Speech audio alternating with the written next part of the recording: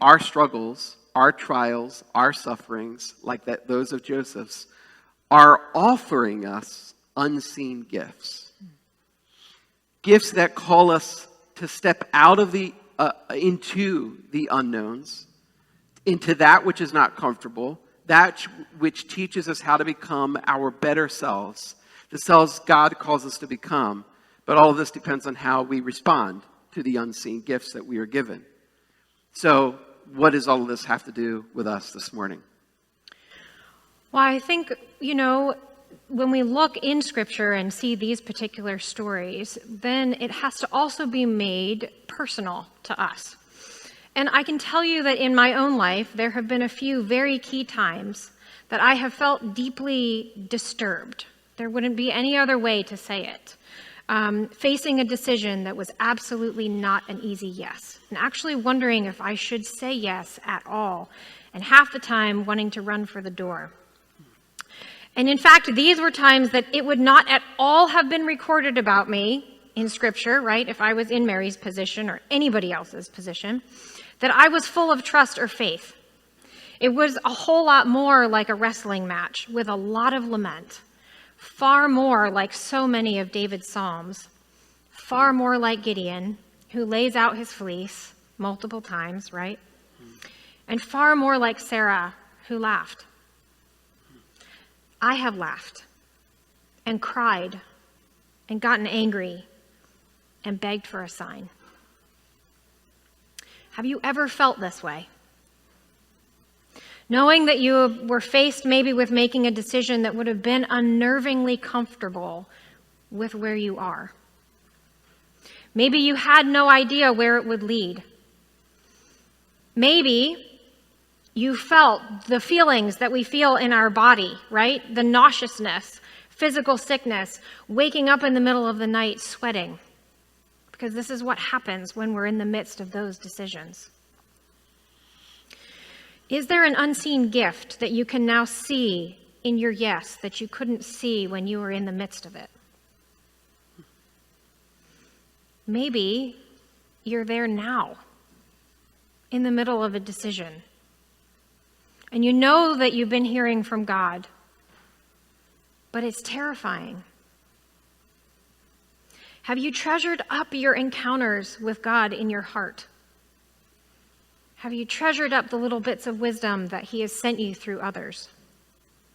Have you paid attention to His voice in what may not make any sense at all?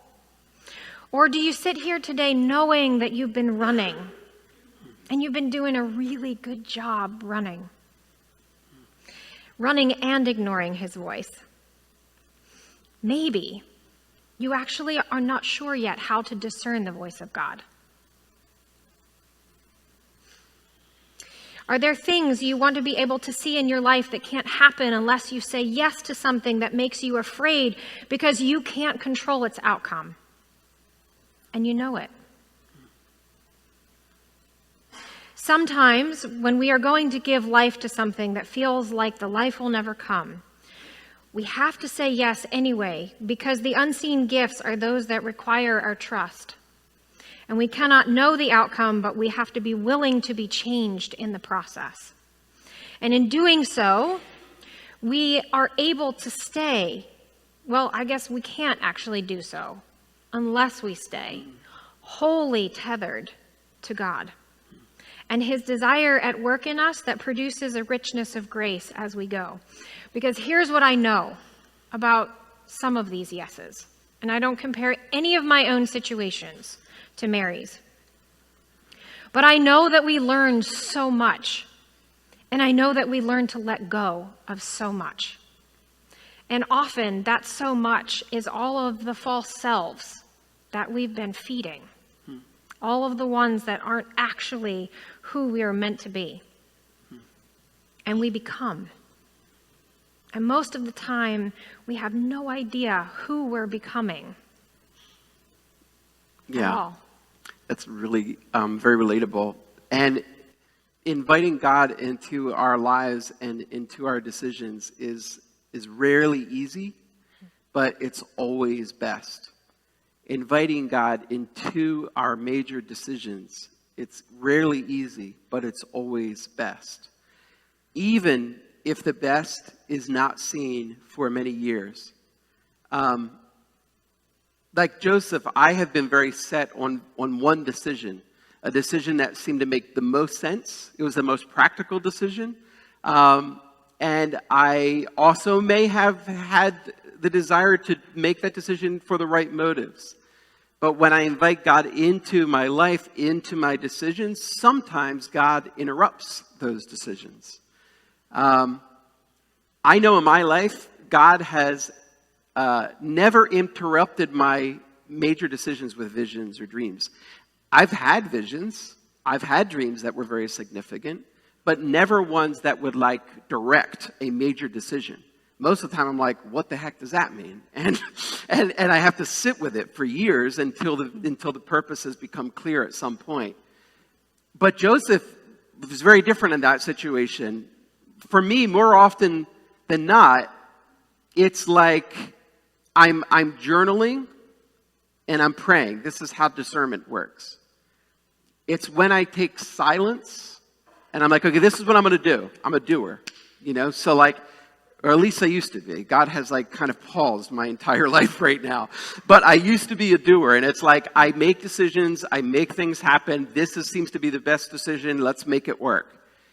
But when I would start saying, God, is it the right decision? It was always a very sheepishly asked question. I don't really want to know I don't know if I want him to tell me because I don't want it to be wrong because I'm so dead set on it. So I'm like, God, is it the right decision? Yeah, okay, yeah, let's just say that it is. But when you really invite God... That's not actual discerning, though. It's not discernment at all. That's just me going full speed ahead and asking God to rubber stamp it. Yeah. But taking time for silence and saying... okay, this is what I want to do. This is what I feel like I should do. This is what I need to do, whatever it may be. But having surrenderedness and just silence. Journaling or in prayer or whatever it may be, a thought outside of myself drops in.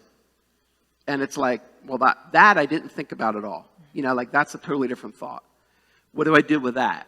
And then taking that thought to a few friends, a few trusted people, and saying, this is what I was going to do, this is what dropped in, what do you think? And having them speak into it. And if it's confirmed, that thought that dropped in, now that's discernment. Discernment for me is not some mystical spiritual thing like what happened to Joseph and Mary at all. But it does create room and space. And it stays open for God to drop in what is not of ourselves. And then confirming that with brothers and sisters. It doesn't mean he couldn't give you a dream. No, it doesn't mean he couldn't. Still give visions and dreams. Absolutely. And right. And it just doesn't work that way for me as far as a major decision, not yet in my life anyway. And then it's like what feels right coming out of that conversation. Now, when I say feels right, that doesn't mean, by right, I don't mean that it's easy. By feeling right doesn't mean that it feels warm and cuddly. By feeling right doesn't mean that it's like, oh, I love it. By feeling right, I simply mean an alignment with the Spirit of God, and you know it because it's attested as a deep, abiding peace, even if it makes no sense. That's what I mean. That's when we begin then to move and we begin to say yes to something that we do not even know the full consequences of. Some of the time, the thing that God has led in is deeply painful. Sometimes it's being led into lands and spaces that are unknown. Sometimes it means being misunderstood by others. Sometimes it means making very hard decisions. And for something that I could not see. And yet I can say without a doubt, this is not religious talk. This is not me just trying to say something to tickle your ears. I don't do that. Neither does Sarah. Neither does anybody that speaks here. We're not really interested in that. We're interested in being very real, even if sometimes the realness is depressing. We're just real with it all. But I can say without a doubt that each of those times in which I listened and actually changed direction and actually said yes, even if I didn't know, and even if it was very difficult, every single time came with its own number of unseen gifts. The Spirit of the living God within us moves us to that which gives birth to the most life in this world, even if that comes with pain. And what we discover is that the pain itself gives its own gifts of greater compassion, of empathy, of an ability to hold tensions, an ability to remain at peace in conflict and chaos. So how do we bring all of this home to all of us this morning? Well, I think we want to do that by asking a really simple question. What we want you all to unwrap this morning is just a simple yes to trust. Is there an area in your life, right, where you've been holding on maybe, or holding back, or not wanting to look at it, but you know that in order to get from where you are now to where you want to go, God is asking you to trust him a little bit more? And from that place of trust, where in our life can we come into alignment with our unseen gifts?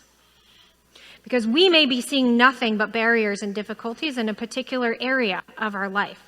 But if we believe that he is within us and he is working in us to bring about greater life, where can we give a small yes to trust? It doesn't have to be the biggest thing we've ever done. It just needs to be a small step. Christmas is a time in which the whole world considers gifts. Mostly getting gifts as you're an adult. You know, when you're a kid, getting gifts when you're a kid. When you're an adult, it's mostly buying gifts and giving gifts. Throughout this series, we will consider one gift each week that we can give to Jesus as his redeemed. And today that gift is giving our yes to trust. Can you consider where in your life you can give Jesus a yes to trust this morning? In some area, perhaps of an unseen gift that he is working out in your life. Take a moment and talk with God about that as we transition to a time of communion together.